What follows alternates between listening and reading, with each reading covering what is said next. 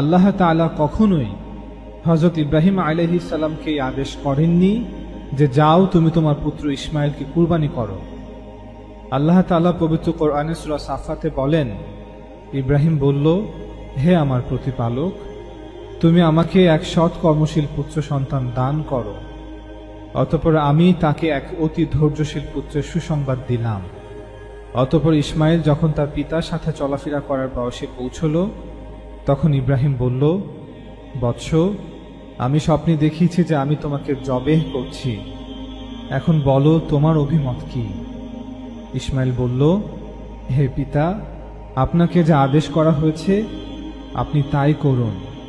আল্লাহ চাইলে আপনি আমাকে ধৈর্যশীলই পাবেন। দুজনেই যখন আনুগত্যে মাথা নুয়ে দিল আর ইব্রাহিম তাকে উপর করে শুয়ে দিল, তখন আমি তাকে ডাক দিলাম, হে ইব্রাহিম, তুমি তো স্বপ্নকে সত্যে পরিণত করেই ছাড়লে। এই আয়াত থেকে পরিষ্কার যে আল্লাহ তাআলা ইব্রাহিম আলাইহিস সালামকে কুরবানির আদেশ করেননি, বরং ইব্রাহিম আলাইহিস সালাম তার দেখা স্বপ্নের আক্ষরিক ব্যাখ্যা করেছেন। তিনি আলাইহিস সালাম মনে করেছেন যে হয়তো আল্লাহ আমাকে আদেশ করছেন যেন আমি আমার পুত্র ইসমাইলকে এইভাবেই স্বপ্ন অনুযায়ী জবেহ করি। এজন্যই পরবর্তীতে আল্লাহ তাআলা জিবরাইল আলাইহিস সালামকে ওহীসহ পাঠিয়ে জানান, হে ইব্রাহিম, তুমি তো তোমার দেখা স্বপ্নকে আক্ষরিক অর্থেই বাস্তবায়ন করে ছাড়লে, অথচ এই স্বপ্ন ছিল আলামত স্বরূপ। এই স্বপ্নের অর্থ তা নয় যা তুমি বুঝেছ। প্রকৃত অর্থে স্বপ্নের অর্থ ছিল যে আল্লাহ চাচ্ছেন তুমি যেন তোমার এই পুত্রকে আল্লাহর রাহে কুরবান করো। তাকে আল্লাহ বাছাই করেছেন তুমি যেন তোমার এই পুত্রকে ত্যাগ করো।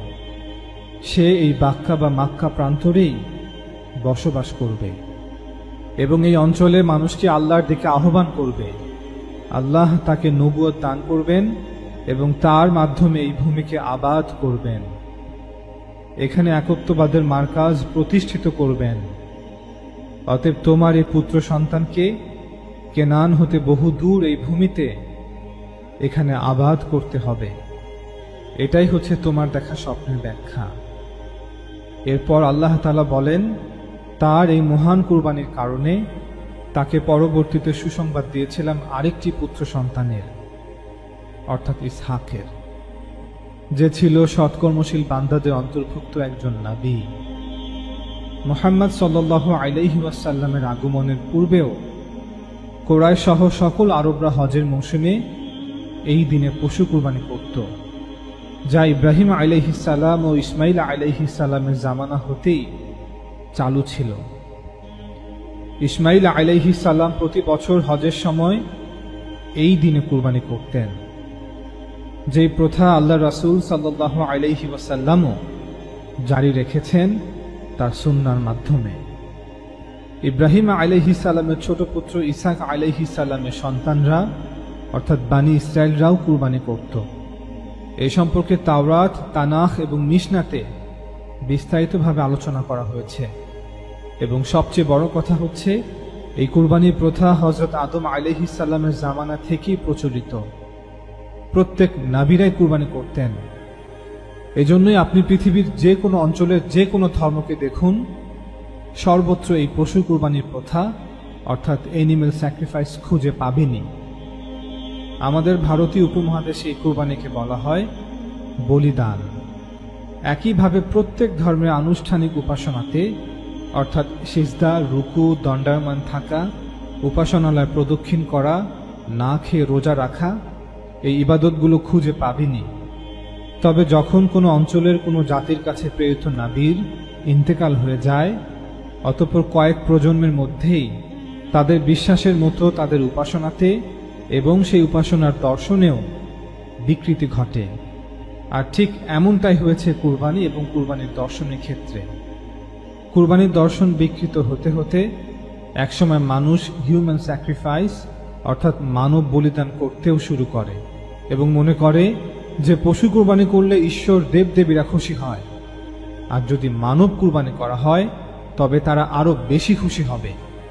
ফলে আমাদের সকল চাওয়া পাওয়া, বিপদ আপদ হতে রক্ষা মিলবে। পবিত্র কোরআনের সূরা হজ আয়াত 36 এবং 37 আল্লাহ তাআলা বলেন, আর কুরবানির উটগুলোকে আমি করেছি শাআইরিল্লাহ, আল্লাহর নিদর্শন সমূহের অন্যতম, তাতে তোমাদের জন্য কল্যাণ আছে। কাজেই সারিবদ্ধভাবে দাঁড়ানো অবস্থায় ওগুলোর উপর তোমরা আল্লাহর নাম উচ্চারণ করো।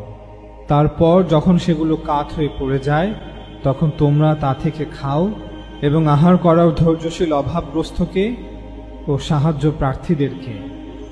এভাবে আমি সে প্রাণীগুলোকে তোমাদের অনুগত করে দিয়েছি যাতে তোমরা তোমাদের রবের কৃতজ্ঞতা প্রকাশ করো।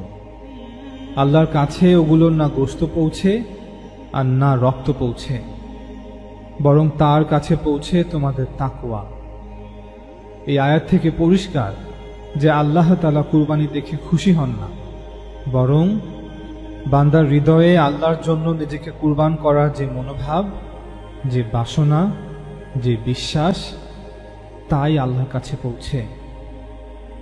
আর এই আয়াতগুলো থেকে এটাও পরিষ্কার যে এই কুরবানি মূলত আলামত স্বরূপ করা হয়, যা কুরবানির এই দর্শনকে প্রকাশ করছে যে আমরা প্রস্তুত নিজেদেরকে কুরবান করার জন্য। যখন আমাদের কুরবানি চাওয়া হবে তখন আমরাও নিজেদের কুরবান করে দিব।